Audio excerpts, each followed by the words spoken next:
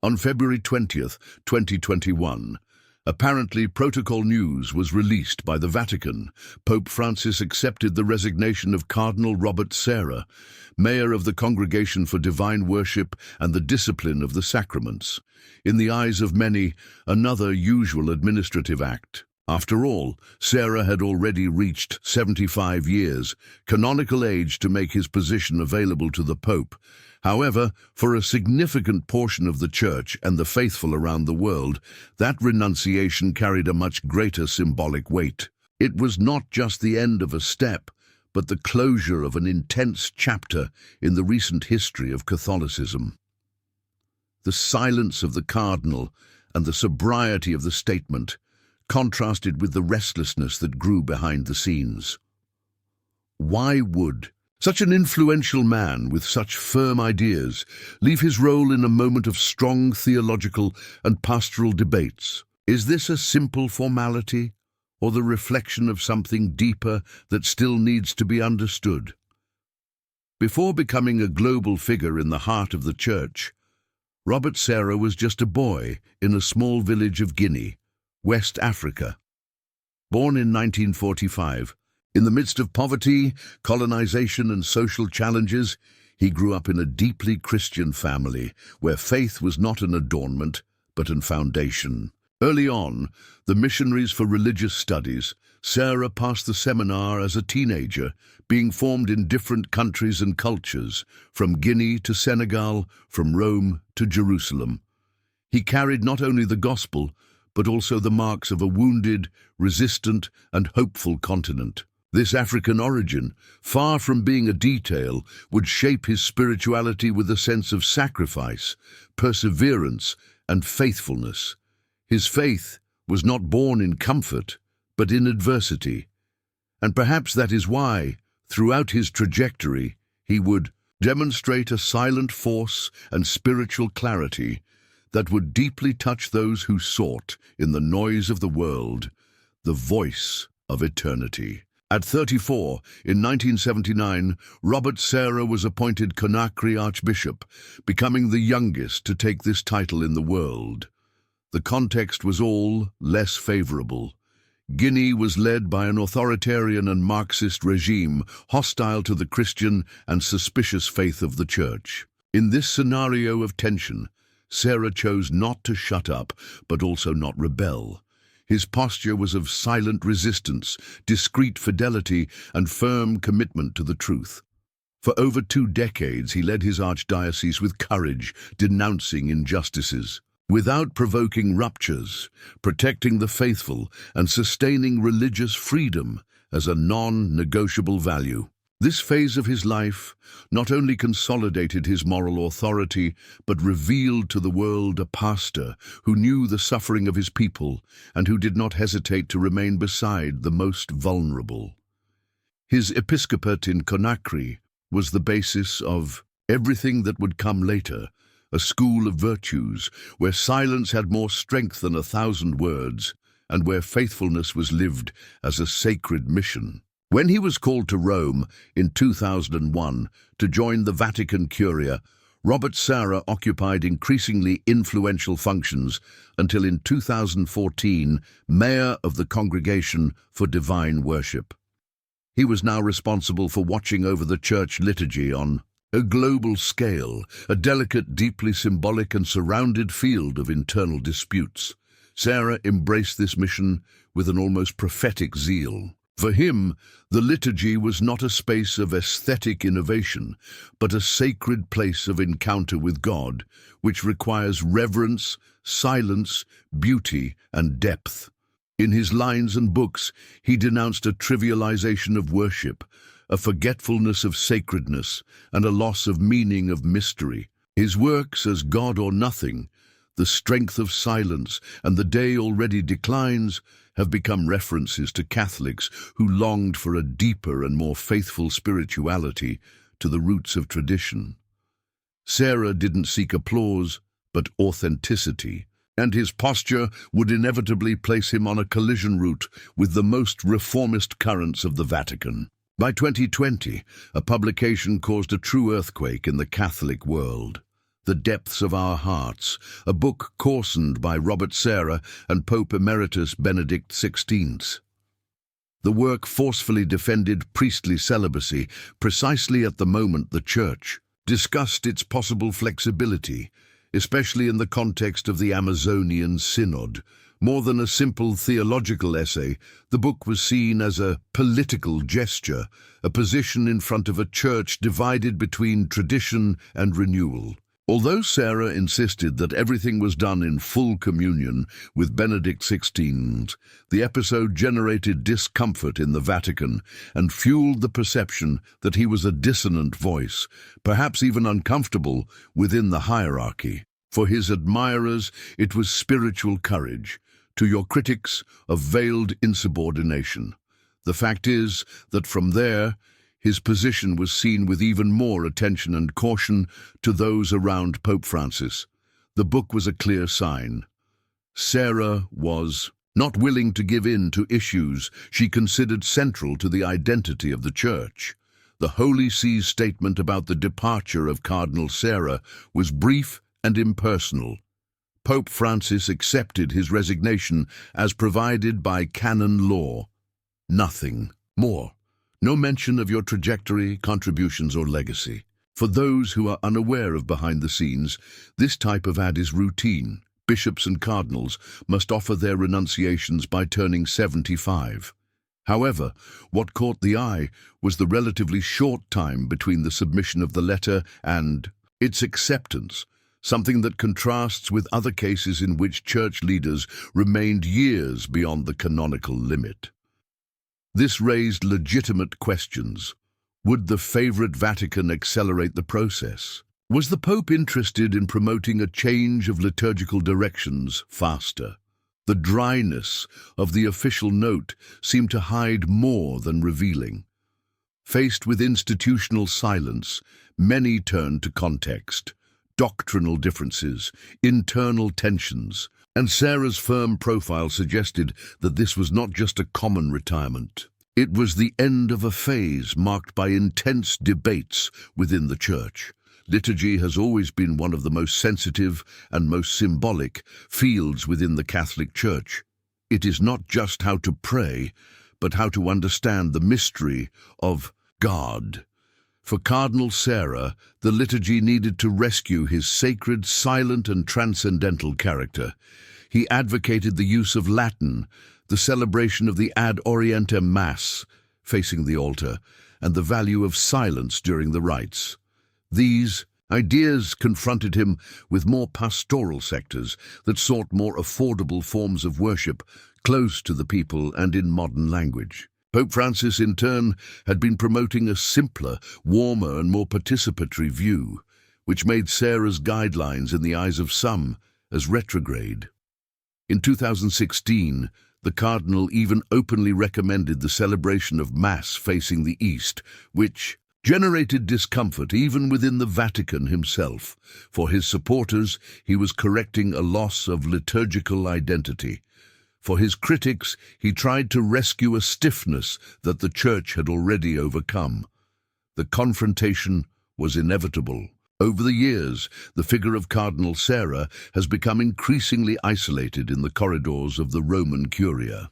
While Pope Francis promoted a series of pastoral and administrative reforms aimed at decentralization and dialogue with the modern world, Sarah remained firm in her principles, even if it meant walking against. Their public speeches and literary works attract multitudes faithful to tradition, but cause discomfort among the most progressive members of the Church. The tension was not open, but noticeable. This was not a direct dispute for power, but a deep disagreement of visions about the role of the Church in the 21st century. Sarah believed in a God-centered church, worship, and mystery. Already the dominant view in the Curia pointed to a church centered on people, the welcome and listening of social realities. This distancing from perspectives was becoming a political distance. In the end, his presence became almost uncomfortable for those who saw Vatican II agiagum a path without return. In July 2021, a few months after Sarah's departure, Pope Francis published the motu himself, significantly restricting the use of traditional Latin Mass. The measure was received as a watershed. For many, it represented the end of a tolerance started by Benedict XVI. For others, a necessary adjustment to the abuses and divisions generated by the ancient rite. Anyway, it was impossible not to associate this act with Sarah's trajectory. After all, he had been one of the main advocates of the traditional liturgy, a living symbol of a more contemplative and reverent spirituality. The publication of the document sounded, to many believers linked to tradition, as a symbolic defeat, almost as if Sarah's resignation had paved the way for this new stage. Although the text did not mention its name, timing and content made a change of direction clear. It was as if the Church was subtly declaring the end of an era, and, at the same time, trying to close a wound that's still bleeding silently. The differences between Sarah and Francisco were beyond the liturgy. They played directly on the way church doctrine should be applied to people's concrete lives. The Pope proposed a more open pastoral approach, centered on mercy and listening. Sarah, on the other hand, believed that the truth should not be diluted in the name of acceptance. Questions such as communion for rear-wide divorced, same-sex union, euthanasia, and gender ideology were non-negotiable for him. In his statements, he insisted that the Church should be an unchanging lighthouse in the moral darkness of the modern world. Francis was looking for more situated, more human answers, without losing the doctrine, but without ignoring the pain of those who walk on the border. The tension between these two ways of thinking, doctrinal firmness versus pastoral adaptation, divided opinions inside and outside the Church. And it reflected a question that continues to echo: how to be faithful to tradition without closing to the world. Sarah opted for loyalty without concessions, Francis for the faithfulness that walks along with compassion. Cardinal Sarah's resignation showed something that had been drawing for years, a growing tension between two church views. On the one hand, the tradition that seeks to conserve the integrity of the doctrine, the liturgical reverence and the bond with the apostolic roots. On the other hand, pastoral modernity, which wants to accompany the world, dialogue with its wounds, and adapt the language of faith to the present times. Sarah clearly represented the first stance, while Francis embodies the second. But the real question is not which one is right, but how both can coexist without annulling. Sarah's departure did not erase this tension. It only made the line that divides many consciences within the Church more visible. There are those who see in it a sign of advancement, others a symptom of crisis. The fact is that dismissal has become a symbol of this spiritual crossroads, a church between two times, seeking to balance itself between the zeal for the sacred and the call to welcome, a delicate balance that requires more listening than imposition. After his resignation, Cardinal Sarah chose the path of recollection. Without public controversies, no breakdown speeches, he moved away from the power structures with the same sobriety that marked his entire career. However, this silence is not empty.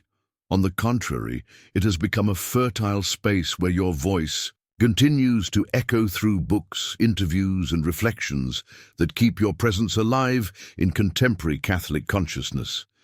He himself defines himself as a guardian, someone who watches over the integrity of faith, even far from the spotlight.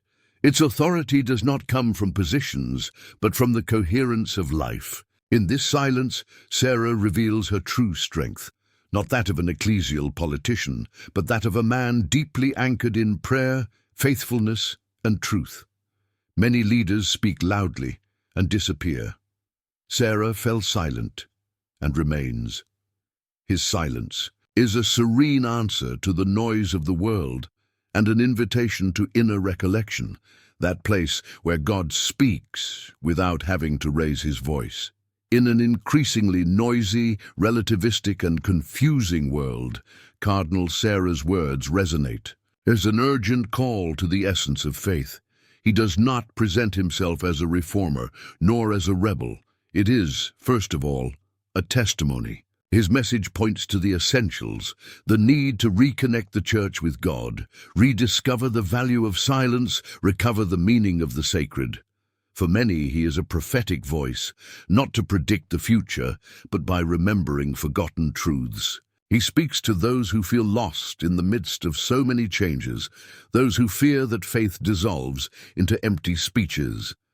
His doctrinal firmness, far from rigidity, is read as an anchor in a revolted sea. And his renunciation, instead of silencing his influence, expanded the reach of his spiritual presence. Sarah doesn't scream, but her voice is heard. It represents a kind of leadership that the modern world almost does not understand, that of the pastor who guides, for example, not by imposition, a lighthouse for dark times. In times marked by internal disputes and authority crises, Sarah's departure was a rare gesture, a man with global influence who simply withdrawn without noise, without resistance, without claims. And in this lies its true greatness. By leaving his position without trying to remain by influence or prestige, he reaffirmed a forgotten truth. Church service is not a privilege, but a temporary mission. His renunciation was an act of deep humility, not as weakness, but as strength, a clear demonstration that spiritual authority does not depend on positions, but on the integrity of the heart. Sarah, when silent, taught more than many episcopal speeches. He has shown that faithfulness to God is above conveniences, and that the Church needs leaders who do not fear anonymity if it means remaining faithful to the truth. His renunciation did not weaken his authority. On the contrary, it strengthened it, for, as he himself said, Christ did not call us to please the world, but to follow him, even alone. Cardinal Sarah's resignation is not just an administrative fact. It is a sign, a mirror for the Church and for each of us. In times of uncertainty, where eternal values seem to lose space for passenger fads, their silent departure invites us to reflection. What does the church mission actually sustain? Sarah reminds us that the strength of faith is not in human structures, but in the holiness of its members. He declined to found a movement or divide the flock. I just wanted to be faithful. And this faithfulness, even in the face of storms, is what keeps the lamp of faith on. Today, your example becomes a call to all the faithful. Remain firm, even when everything around seems to crumble. Pray, defend the truth, seek holiness. The night may be long, but for those who carry the light of faith, dawn is always a promise. Cardinal Sarah withdrew, but your message remains: courage, silence, fidelity, because it is in the middle of the night that we need the most light. If this story touched your heart, if Cardinal Sarah's life and silence made you reflect on the faith, the truth, and the role of the Church in our time, so don't keep it just for you. Share this video with someone who needs to hear this message. Leave your comment below. I want to know what you think, what you feel. And if you believe that the world needs more faithful, courageous, and hopeful voices, then subscribe to the channel, activate the bell, and come walking with us on this journey by a more authentic faith. Because even when the world is silent, the truth can still be proclaimed, and sometimes it all starts with a click.